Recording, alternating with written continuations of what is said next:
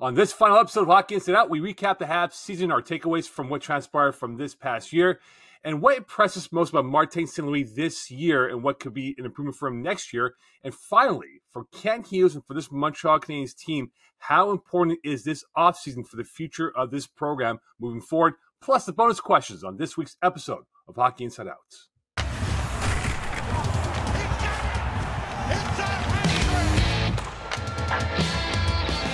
Welcome to another episode here of Hockey Inside Out, our final one for the season. Stu Cowan, Rick Green, Andrew Berkshire, Moe Khan, as we recap the season that was for the Montreal Canadiens. Guys, let's dive into it. The Habs had their postmortem last Friday, and their season is complete. So our takeaways from this past year of what we saw from Game 1 to Game 82.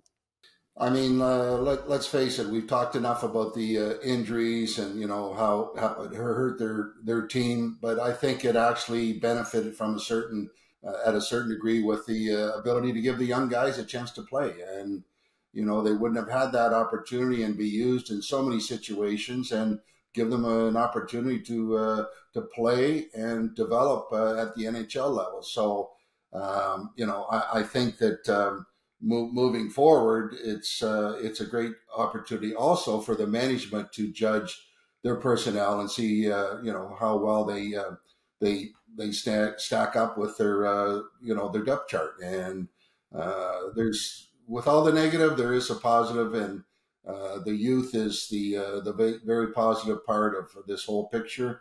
And they're going to be better next year, and they're going to be fun to watch. Yeah, I think the main takeaway is, despite the fact that the Canadiens are, I think, pretty far away from being at the end of this rebuild, a lot of the pieces that we'll see when the Canadiens are ready to compete are probably already in the organization, right? We saw that huge turnover on defense. The fact that there was so much turnover on defense, the defensive system is still not very good, and they actually allowed fewer goals than they did last year. Part of that's the goaltending for sure, but that's a pretty good sign. These rookies, we expected them to be, overwhelmed for pretty much the entire year. And despite injuries, they did play relatively well considering the overall strength of the roster, right? So there is a lot of positive with that, but I think all positives with this organization have to be taken with the understanding that you have to have patience going forward. This isn't a team that, unless every tiny thing goes perfectly in the offseason, is anywhere close to playoff competition, I don't think. Yeah, my main takeaway, despite, Rick, as you mentioned, the injuries, I chuckled at the post-mortem when Jeff Gorton had an earpiece so he could get translation from French to English, and he said, but I already know what beaucoup de blessures means, with a lot of injuries. So that was the focus point of the season. But they were fun to watch. I mean, despite all the injuries, despite, finishing 28, they competed every night. It was fun getting a chance to watch the young guys who wouldn't have had a chance to play without the injuries. 5 rookies on defense. The only guy left of the 4 Clydesdales from when they went to the Stanley Cup final only 2 years ago, even though it seems longer than that, is Joel Edmondson. And there's a good chance he'll be gone before next season starts. So a turnover on defense, but a lot of good young prospects on defense. And you got Lane Hudson, also another one who's, he's going to go back to the university next season, but he's another bright hope for the future. And I think you're right, Andrew. I think a lot, depending what happens on the draft. If they win the draft lottery, they get Connor Bedard, that can speed things up. But they're a few years away from being where they want to be. The goal since this new management team came in has been they want to be competitive in the playoffs and competitive every year. Despite the injuries, despite anything else, they still made a 13-point improvement over last season. But they need to get more. Defensive structure was a little shaky at times. But offensively, they need to get more. I mean, Nick Suzuki led the team in scoring, but he finished 73rd in the NHL. And it's hard to be a competitive team in the NHL if you don't have anybody in the top 50 in scoring. Obviously, Cole Caulfield not being there for almost half the season played a role in that. But for someone who has covered this team for quite a few years and watched some really bad, boring hockey at times, I remember sitting in the press box saying, "Guys, thank God we're getting paid to watch this. This is brutal." They were fun to watch this season. That brand of hockey that Marty St. Louis wants his team to play was fun to watch this season, and it'll become more fun to watch as he tinkers with it more as this rebuild moves forward.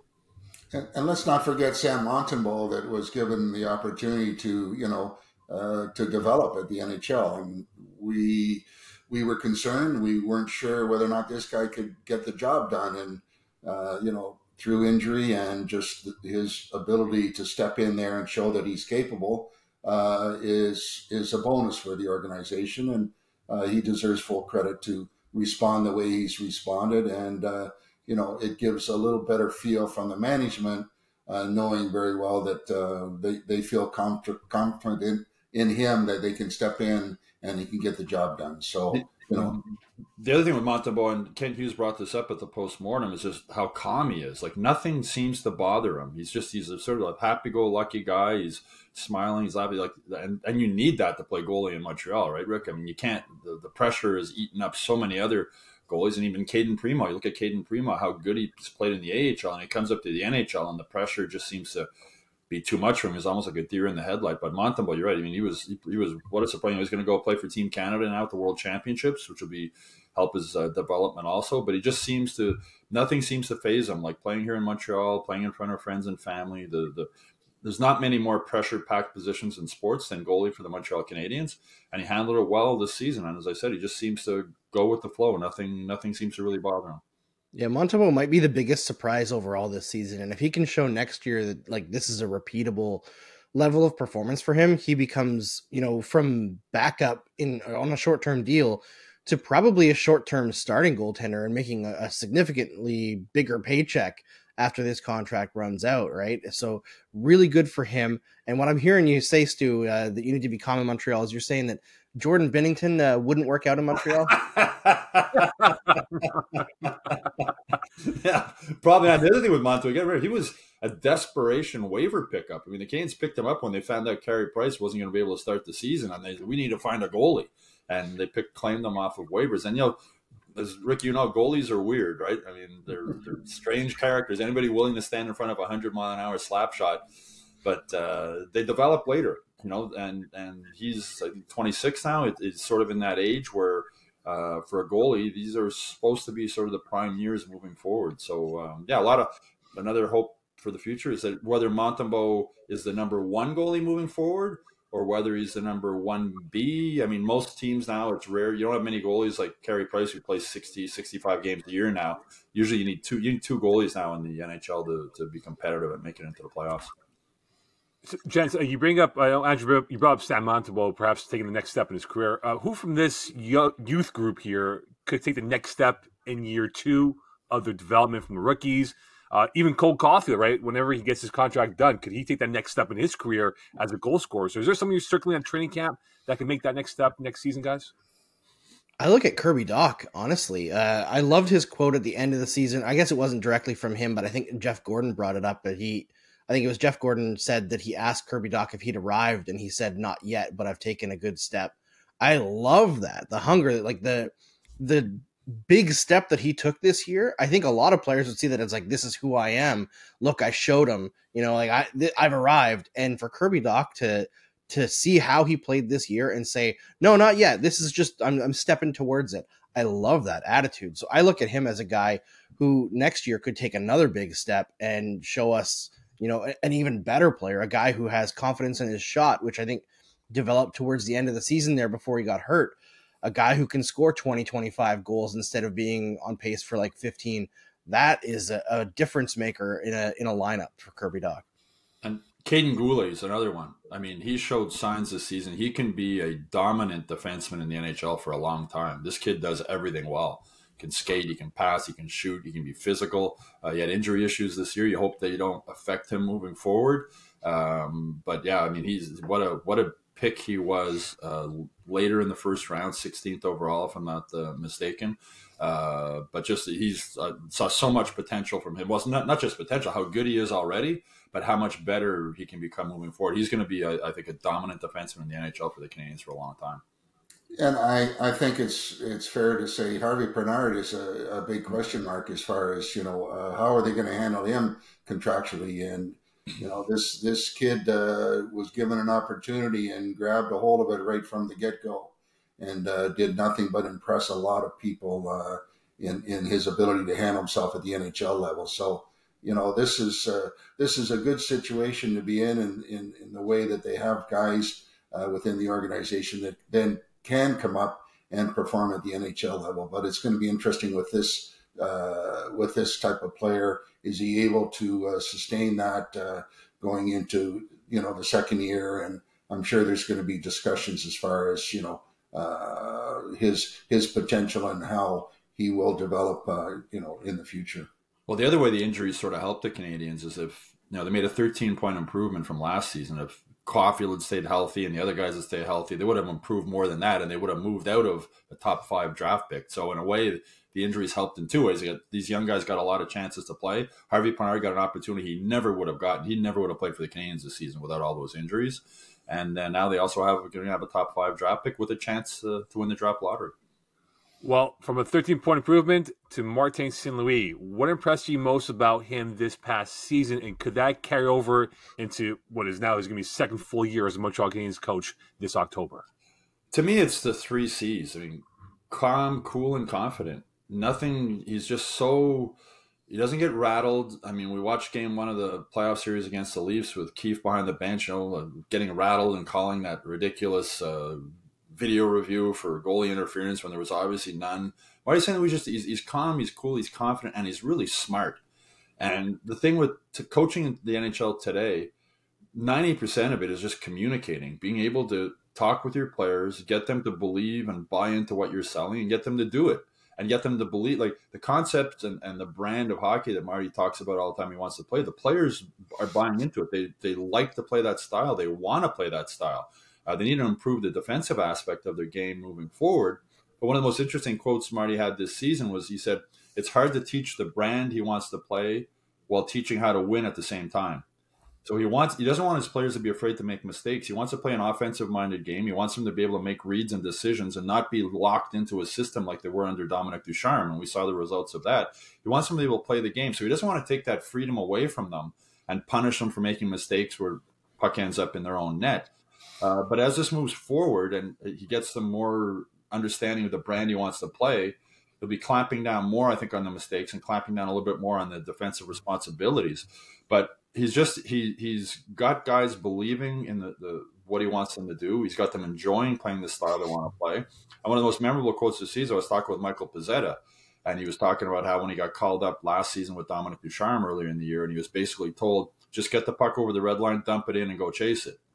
And then when he was up this year with Marty St. Louis, he was doing the same thing. And Marty pulled him aside and says, if you can carry the puck, make a play. Try and make a play. And Pizzetta was like, wow, I get to do what I used to do. I mean, Pizzetta was a good player in junior. And so he was told, play hockey. Like you can do more than just dump the puck in and chase it. And we saw Pizzetta, or at least I saw him improve as the season went on and become an effective fourth liner. He didn't lose his physicality. He still hits everything that moves, but he's not afraid to carry the puck and make plays. And so Marty's brand is the same for the first line, second line, third line, fourth line. He wants everybody to carry the puck, make decisions, make plays. And that's a big reason why they were fun to watch this season. And I think, today's player, they like to have a calm guy behind the bench. They don't want a guy ranting and raving. They want somebody that's in control. And Martin St. Louis is a classic example of a guy that is in control and confident in his position and his job. And, a number of times over the course of the year, there could have been a lot of negative comments that could come from him because of obviously what was going on. But he always seemed to find a positive spin on saying, yes, we were not so good in this particular area, but on the other side, we have a positive in the way that we're improving in some areas, and we're going to continue to improve. And that's his mandate. With time, they're going to improve in many areas. And obviously, they really enjoy him. They're motivated by him. They want to do well for him. And that is a huge bonus to have in your organization when your players are prepared to do whatever it takes each shift, every game. And I think we saw that. They had fight in them right to the last second, and that says a lot about the guy behind the bench. And full marks to Martin St. Louis for how he's handled himself, and in not a very easy position or situation. And he's done a great job. And I think that the future is obviously bright with a guy like that behind the bench. Yeah, it's that stick-to-itiveness that the Canadiens had this year that is the most shocking thing to me. With all the injuries, how long they were out of it. Last year, you understand, new coach bump, right? There's an excitement. Players are allowed to play more instinctive hockey. It's a little bit more fun. Cole Caulfield is just on a tear the entire second half of the season. I understand that, like, being able to keep that excitement at that point. But for the whole 82-game slog this year, where pretty much, like, as much as the players talked about being playoff contenders at the beginning, the chances of that are pretty slight at the beginning of the year. You mostly know you're in for a tough year. To keep that motivation all year long, I put so much credit to Marty St. Louis and the coaching staff for that. They did lose it at the end there when they were just it was like the fourth or fifth wave of injuries at the end of the year. They had nobody left, even after they got Harvey Pinard back at the end there. It was just so tough, but they kept it for like 70 games, 72, 73 games of the season, where like almost every single game they came to play. Even when they were down big, they were pushing to come back. They had several big comeback wins in this season when they really shouldn't have been able to accomplish those feats. I think there's a lot of positive about just the motivation tactics that Marty St. Louis has. Maybe it's not even tactics, It could just be as simple as, how much clout does a guy like Marty St. Louis have entering that room as a former player who had to work harder than everybody else every day of his career to be the elite player that he was? Like, if Marty St. Louis says you got to work a little bit harder, who in the NHL is going to stand up and say, like, I don't agree? You can't. So I think that is the biggest surprise for St. Louis, that he was able to continue to push that throughout a whole 82-game schedule. Well, so many guys in this team are at the age where they grew up watching St. Louis play. I mean, Cole Caulfield wore number 26 as a kid because of Marty St. Louis.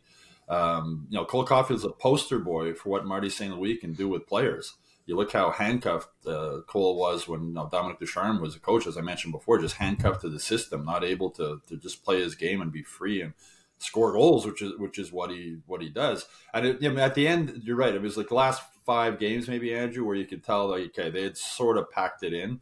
Just human nature. And I think Alex Belzile breaking his leg, blocking a shot, might have been a lot of guys who were like, man, I don't want to go into summer wearing a cast. I'm looking forward to playing golf and doing some other things. And it says a lot about Belzile, though.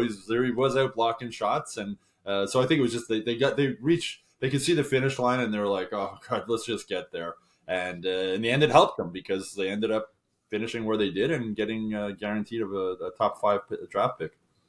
And without taking away from how hard it is to coach at the NHL level, let's not forget that, when you have a room full of good players, or ones that are really determined and driven to make the difference, it's a lot more enjoyable as a coach to know that you've got a group of guys, and Ken Hughes is working to continue on that in that way, to put as many good quality guys in the room so that the coaches can work and fine tune and get them to be very competitive each night and win their share of hockey games in the future.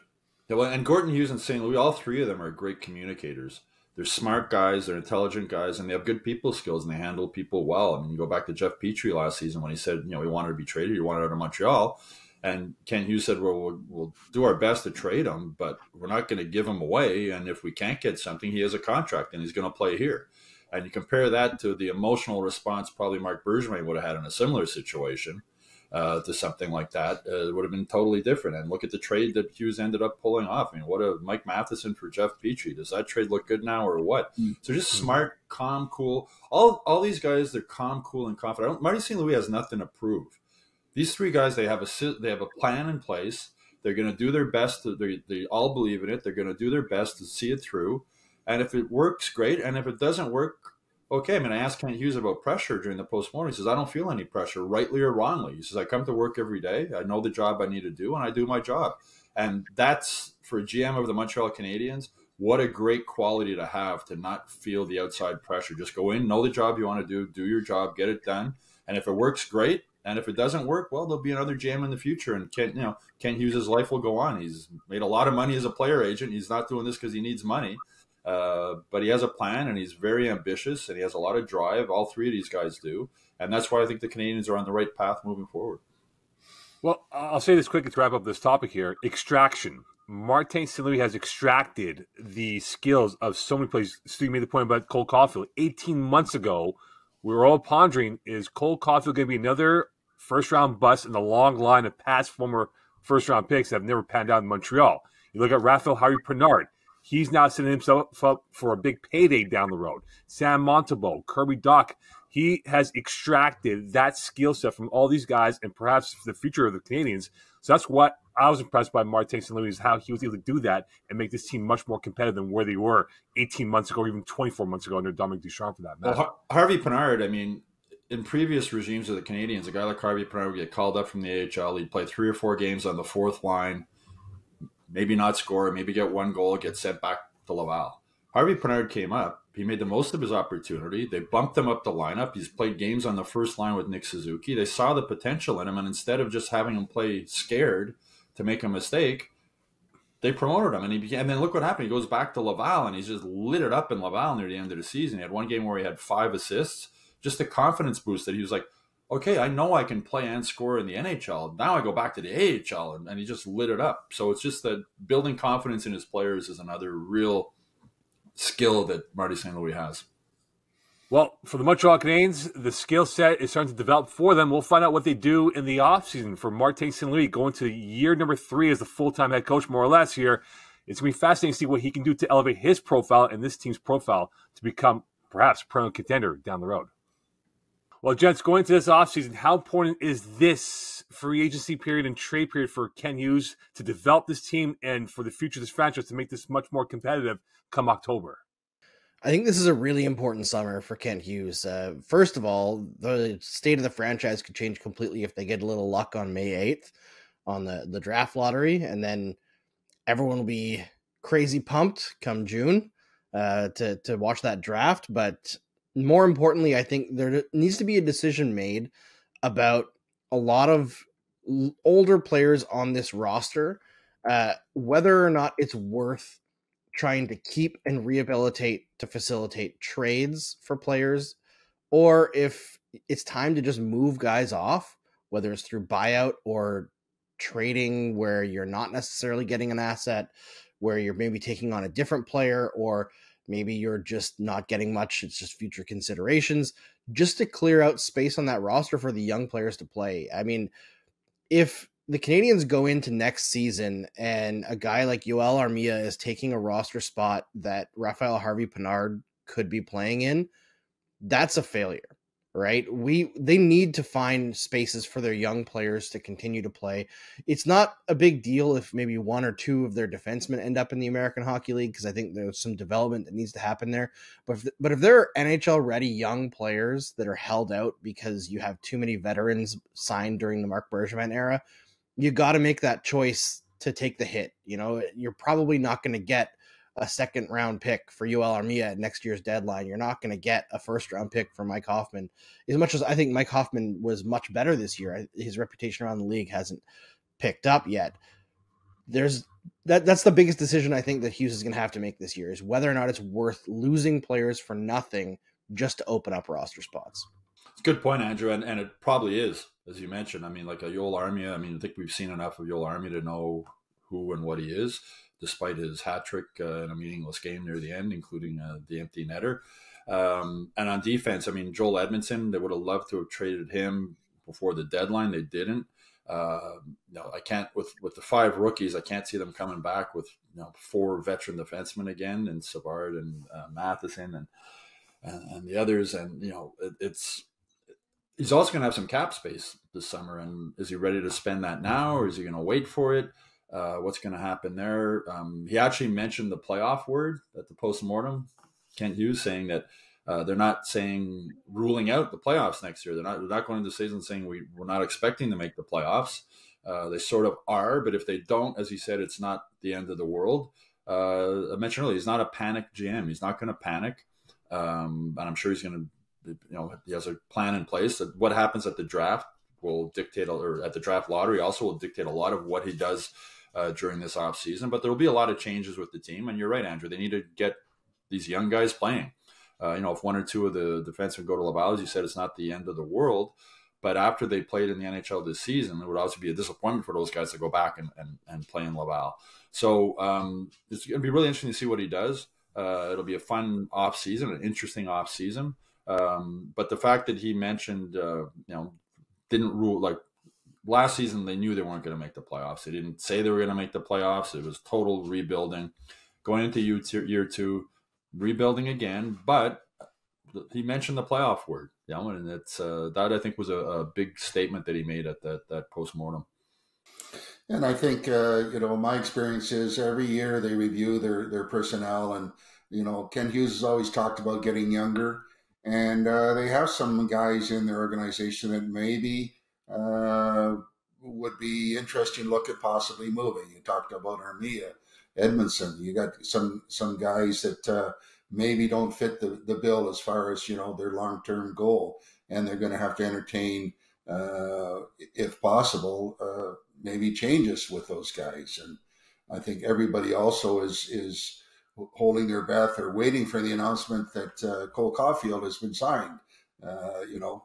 This is, I don't know what's going on there, other than they seem to figure that it's just going to get done, which it probably will, but I don't know when this is going to transpire. But I think there's like every year, there's going to be discussions on who is going to be part of our group long term, and try and identify it and move some pieces around to accommodate some of their youth, which is the mandate that Ken Hughes was given to get younger and look for a long term team player, and that's what they'll do.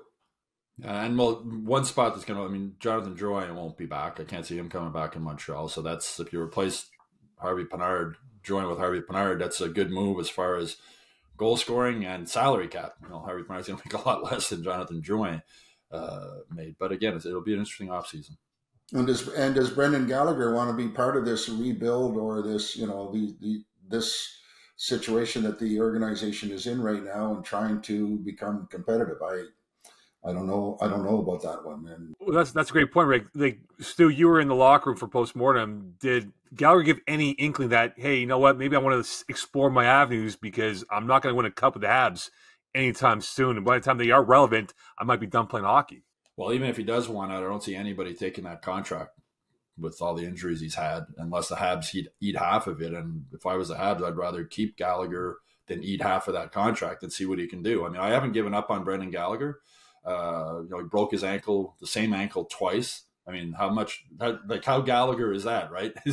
First of all, the fact that he wanted to play on the ankle when it was broken, and then he broke the same ankle a second time. I haven't given up on Brendan Gallagher. He's not going to be the value you would expect for that contract that he signed. But, if he can come back and score 20 goals, which I think is a possibility, that would be good for the Canadiens. And it would also be good as far as if other teams might be interested in him at the trade deadline next season, or even the year after that, as far as moving him. But Gallagher, I think he loves being in Montreal. He's got his girlfriend, his new girlfriend. He's been with her for like a year and a half. She's from Saint Jolie. She's a Montrealer. And I think he sees hope. Like, I think he sees that this rebuild might not take as long as maybe people thought at the beginning. So even if Gallagher wants to leave, I don't think at this point there's another team out there that would take him on. But Gallagher's going to give you everything he has every single game as long as he's a Montreal Canadian. And I've said this before, he was underpaid when he scored 30 goals, and he'll be overpaid for the rest of his career. But Brendan Gallagher has earned every single dollar he's ever received from the Canadiens. Yeah, and his play towards the end of the season, I think, was a pretty good indicator that he's not completely done. The broken ankle probably had a pretty big impact. I think he started the season pretty well as well, didn't get the shooting luck, but I think the biggest thing for Gallagher is going to be managing his tendency to play through injuries. And I know he had a quote earlier this season, I guess towards the end there, saying that he needed to change, but he's got to actually follow through on that, because in a season like this where they're not competing for the playoffs, you can't be playing through broken ankles, man. Not when you're pushing 30.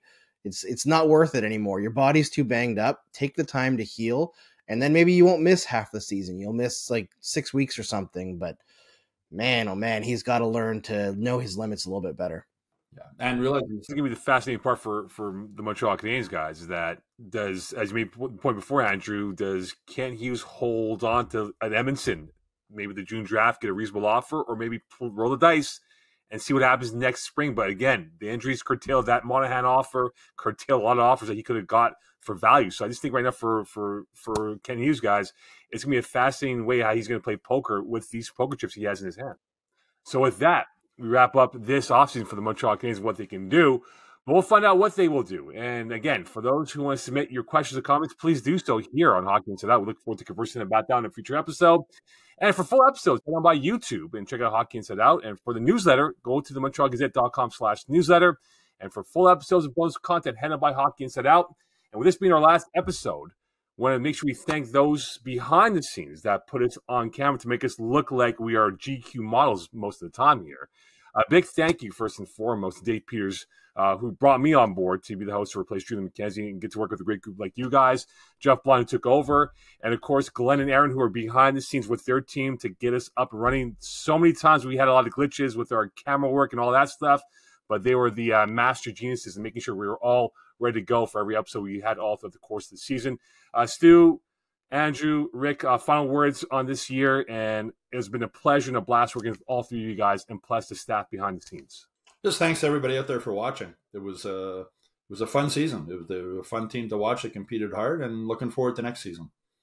Yeah, I would reiterate what Stu says. It's really fun for me to get to talk to you all every week. It's been fun to be a regular on the show and see the views that we get on a show like this that covers a team that isn't that good. You know, yeah, I look forward to talking about the team when they actually are good. I think that would be a lot more fun. Instead of trying to search for positives, they'll be laid out right in front of us. We have to work less hard. And let me say, really enjoyable, good, good group here. Always fun. It's always nice to talk about some positive things instead of the negative. And it's nice to see, and it's enjoyable. And we thank the people for watching. Well, I'll say this. I'm surprised I didn't get the rookie bill for the dinner, guys. I thought that was going to happen at some point here. Well, we'll figure it out for sure in the offseason.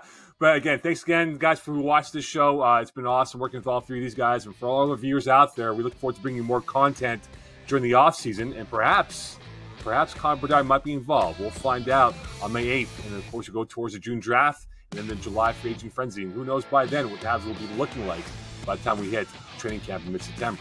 On behalf of the staff and crew here, wish you a great offseason. We'll speak to you soon. Bye for now.